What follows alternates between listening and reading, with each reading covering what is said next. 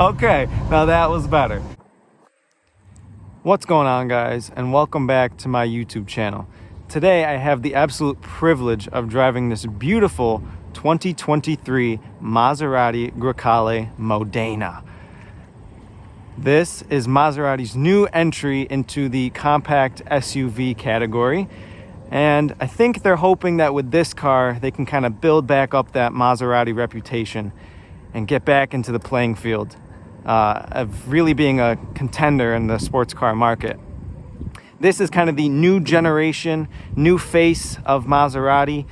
We see some styling cues carried over from the MC20 supercar, like the headlights there and some of the grills, but really a beautifully striking vehicle.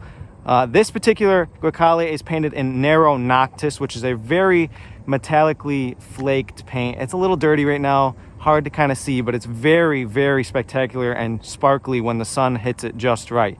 We're also riding on 21-inch rims here with Continental 255 cross contacts. In the front, we have giant red painted brake calipers there with the Maserati skip. Looks beautiful. And in the back, we have some really fat 295 section tires. So this car definitely looks the part and has the performance tires to go with it.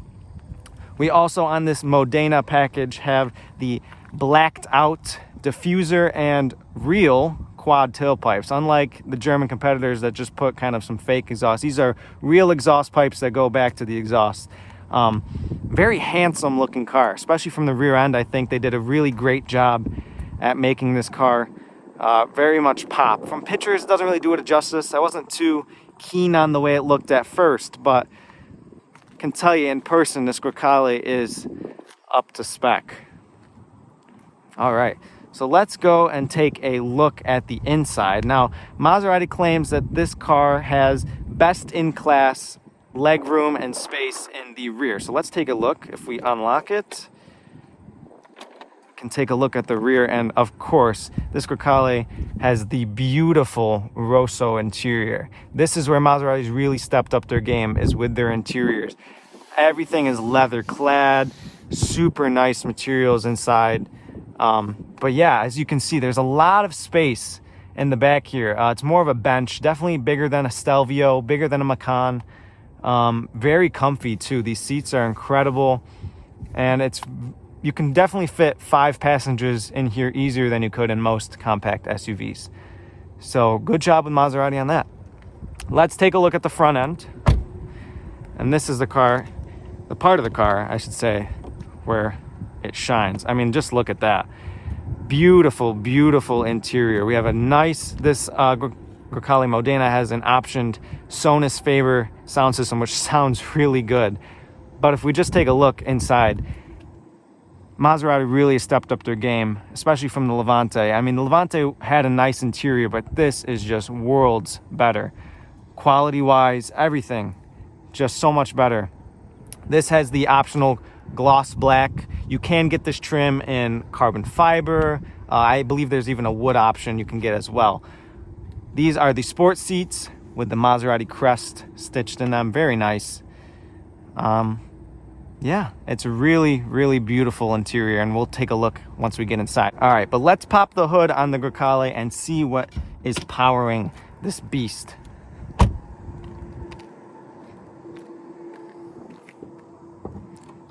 All right, so under the hood of the Grecale, we have a very familiar Alfa Romeo, but Maserati tuned, 2-liter turbocharged 4-cylinder, and it's attached to a 48-volt mild hybrid system, which in this Modena trim puts out 325 horsepower and 333 pound-feet of torque, which is pretty respectable.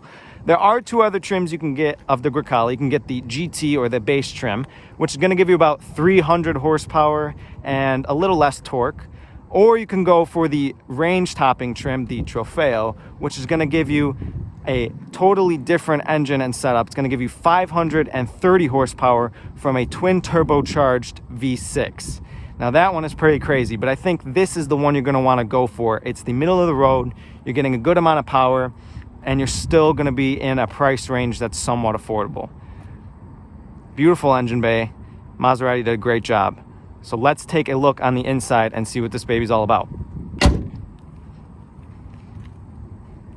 All right, getting in the Grecale, it's very different from the Maseratis of past. There's a little kind of cup that you put your hands in, and there's a button on the back that you press, and it releases the door. And as you can see on the inside, same button to get out, but not to fear, you do have a manual release under there as well if you do get stuck in a situation where the battery doesn't work. But let's hop in the Grecale. Very solid thud. Put the keys away. And yeah, just feeling everything. This steering wheel is absolutely incredible. You get beautiful leather wrapped. It's nice and thick. The quality upgrade on the Grecale, I have to say, is leaps and bounds ahead of what the Levantes, the Ghiblis, the Quattroportes used to have. Not that they were bad cars, but this, in terms of quality and materials used and just overall sleekness and design, I think is so much better. You really do get a premium feel. I mean, you get the suede headliner as well. It's just spectacular to sit in. Actually, let's open the door so we can get a little bit of a startup. Let's hear how this four-cylinder sounds, because it's very different from how Alfa Romeo tunes it.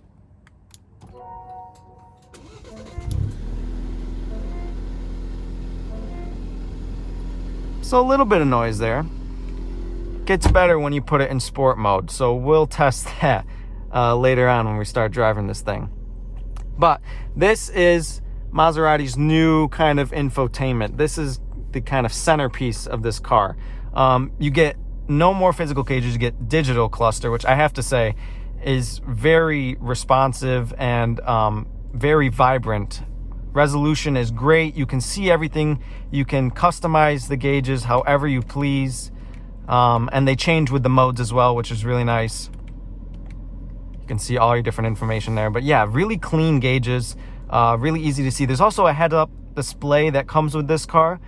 I have that turned off for now because I just find it a little distracting for me, but it is very high resolution and it's easy to see as well. But if we come into the center screens here, down here, it's your climate control. So it's very Audi-esque where you have your infotainment and then your climate controls in the screen. But I have to say, it's super, super responsive. I mean, everything, you touch it, you get a little audible click, and it works very well. It's super responsive here. Only thing, smudges, but whatever. That's just how screens are. But up here, you have anything you want. You can go to your media, navigation. You can sync your phone. It has wireless, Apple CarPlay, and Android Auto. You can come in here and see your vehicle pages. So this will show you, this is pretty cool. Show you the electric battery running, how that's working. Or you can see some other performance pages like your oil pressure, torque, turbo boost gauge. It's just, it's very intuitive, very fast. One of the most responsive infotainment systems that's out there, actually, I have to say. Definitely a lot more responsive than the last generation Levante screen was. But also new for the Grecale is the implementation of push-button gear shifts.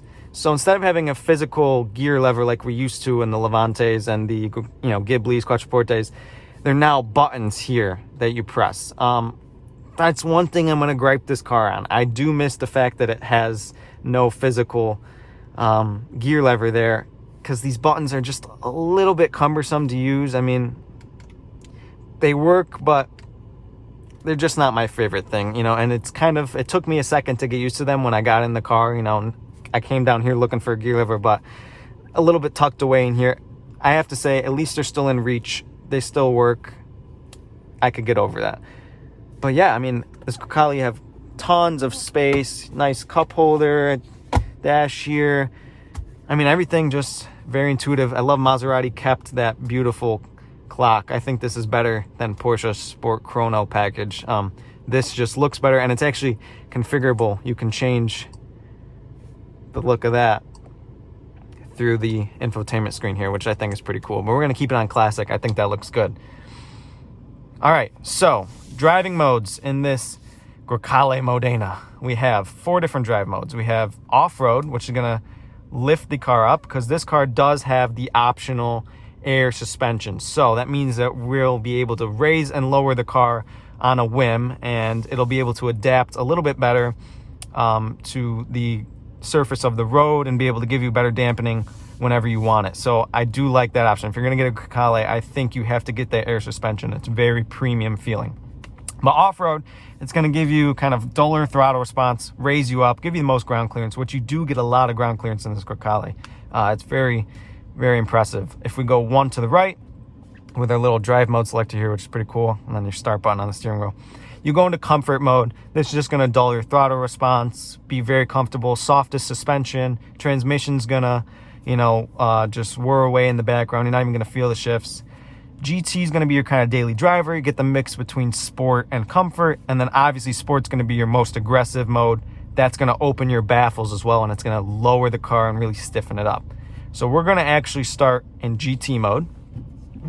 Throw on the seatbelt. And we will take this Grecale for a drive. All right, so to put it in drive, like I said, you have the shift buttons over here. You hit drive there, and then you are off. All right, so driving the Grecale Modena. What's it like to drive? Well, I'll tell you immediately that this car is super smooth. Just like the Stelvio and the Giulia, it drives very well over bumps. It weeds out imperfections in the road really well, especially in this GT mode. I bet if you put it in a comfort mode, it'd be even softer. But this does a really good job of balancing the mix between giving you a good amount of throttle and, comforting you from the imperfections of the road. It's very, very nice to drive. It glides over bumps. I think this is even a little bit more plush of a ride due to that air suspension than a Stelvio, than a Macan. And I do like that a lot, because that means you're getting that very premium feeling, because inside this cabin, it's super well insulated. It's very quiet. So you're getting a kind of plush drive experience too, matching that very quiet, very elegant and smooth powertrain.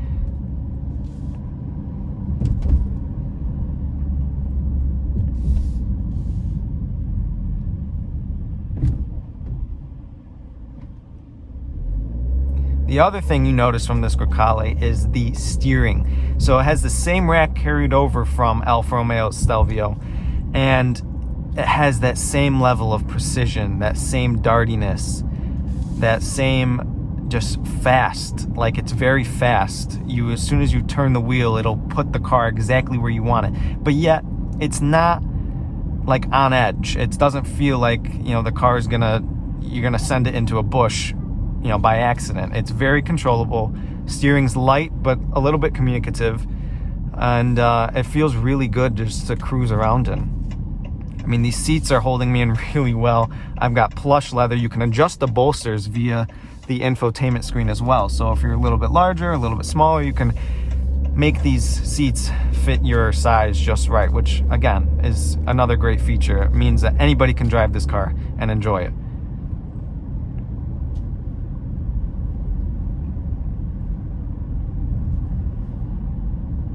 In terms of engine response in this GT mode, it's very comfortable. It gives you just enough power to get going. If you really dig your foot into it, it'll liven up. But the engine and the transmission, which I forgot to mention, is a ZF 8-speed, very familiar transmission, rattles off shifts. It's very comfortable at doing this kind of daily drivable yet fast, fast shifting thing. So it's good balancing with this engine, I think. But yeah, you're getting a good amount of throttle response, nothing jarring. It'll shift up nicely, and it kind of just does it in the background. You don't even know what's happening. And it's super comfortable. You get that very comfortable ride. You can cruise with 5 people, go on a road trip, and you won't have any problems at all. But that's not really what a Maserati is all about. Let's put it in sport mode and find out really what this car is about. So as you can see, it said on the screen there, aero ride height 1 achieved, which means the car just lowered down. So by putting it into the sport mode, you're going to lower the car, you're going to stiffen the car, and you're going to get that super sharp throttle response, which means it's going to give you all that battery power it can. and even just cruising along, creeping away from a stoplight, you feel that there's a lot more there. That mild hybrid really pulls you out, and then when the turbo kicks in, you get a lot of that boost. Because this is what a Maserati is about, right? You don't want a Maserati that just looks good, or, you know, a Maserati that's comfortable and well built. No, but you want all those things, plus you want that amazing driving experience. You want the feel, right? Because you can get in any German car and just have, you know, a boring, you know, experience. You're not gonna, it's, you know, buttoned up. It's not really anything too special. But when you get behind the wheel of a Maserati, you want something more special. You want that Italian feel, that rawness. And I have to say, the more I drive this car, the more it surprises me and the more it delivers that same characteristic that it did from Maseratis of ages.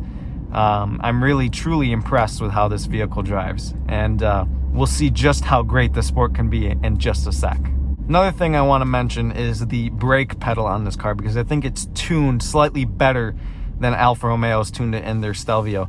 It's a little more progressive. The feel is a little bit better. It's a lot firmer and it bites a lot better. And you definitely get a good amount of stopping power. Those giant calipers aren't put on this car for nothing. It definitely will clamp and slow you down as fast as you need to. I haven't really had to test by, you know, fully stomping on it yet, but I can tell just from cruising around town, these brakes are super sensitive, and they would stop you on a dime if you really needed to. All right, we're in sport mode, we're in automatic. Let's give her a little throttle and see how she does.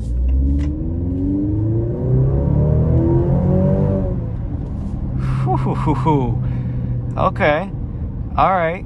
Now that's no slouch for sure. This car likes to pick up some speed. Yeah, that's it's pretty impressive. The sound, let's talk about that for a second, because I think that's one thing that this car could do just a little bit better. Coming from a Levante, you get that beautiful twin turbocharged Ferrari V6, right? And that thing just sings when you really step on it. I mean, you give it some gas and it sounds probably one of the best sounding V6 I've ever heard in my life. But in this car, 4-cylinder. Now, obviously, Maserati has tried to tune that to give you a little more character, a little more spunk out of this exhaust. And I have to say they've done a better job than Alfa Romeo did from factory. You know, I got my Giulia and it was quiet as a church mouse driving it around. But this, you get on it and you hear some noise, which is nice. You get a little bit of rumble. It's really good from the outside. I've heard it going by, and it's you definitely get some crackle, some overrun. But in here, it's a little quiet unless you're really stepping on it. When you step on it, okay, then you get something, kind of, the transmission will bark on the upshift. But it's a little quiet for my liking, at least. But we got a tunnel coming up, so let's roll down the window. And let's see how she sounds under a tunnel.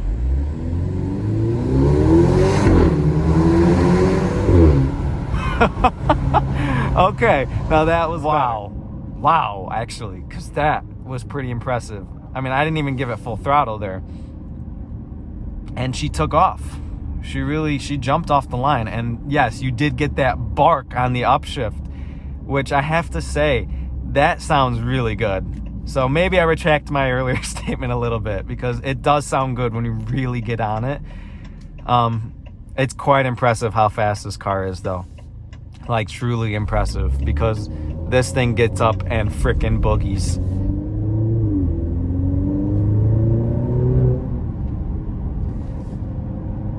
And what I also like is in this Modena, you can change the suspension dampening. So right now we're in the sport suspension, which means it's a little bit stiffer, a little more apt to kind of handle some curves. But you can soften it up while still having that sport response, which is really nice. I think that's a good touch. It means, you know, you can customize the car exactly how you want it.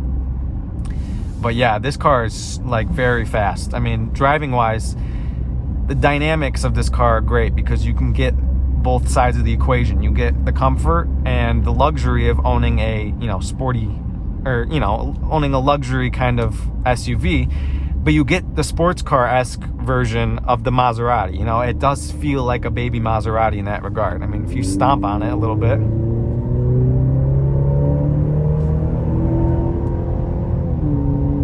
And yeah, I mean, throwing it around these corners a little bit, this car gets up in boogies. I have to say, compared to a Levante, this handles exponentially better. Levante felt a little airy, a little, you know, vague. This is pinpoint precise and stupidly quick. I mean, it'll just hunker down and hug a corner like no man's business. If we try out manual mode, all you gotta do is you can grab a paddle and you can start downshifting, or you can come over here and hit the M, and that'll permanently put you in manual. But response from these lovely, I mean, I need to take a second to appreciate how amazing these paddle shifters are. I mean, they're absolutely ginormous. And they feel fantastic to hit. I mean, look at that beautiful surfboard style paddle shifter.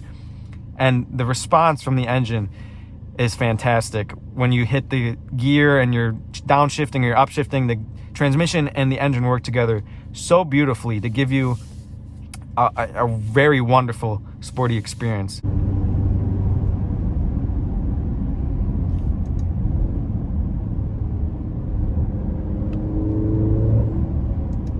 All right, let's using these paddles. Let's see what she'll do.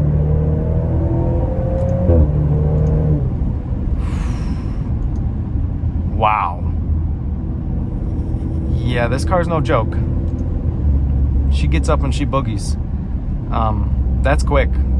That's quick. This 8-speed just barks off shifts like no man's business. And I have to say that mild hybrid combined with this engine means that you get incredible response. She's gonna put it in the manual.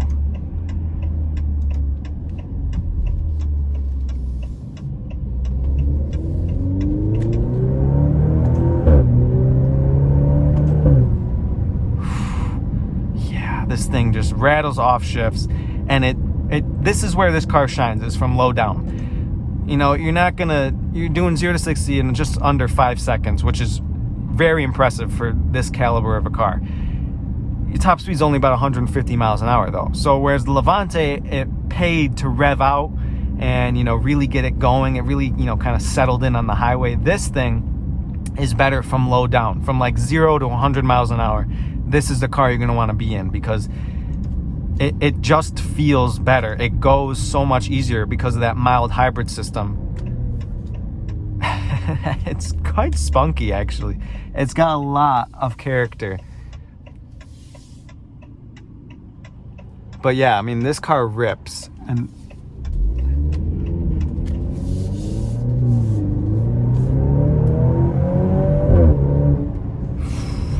that bark on the upshift is all you could ask for. I mean, wowee.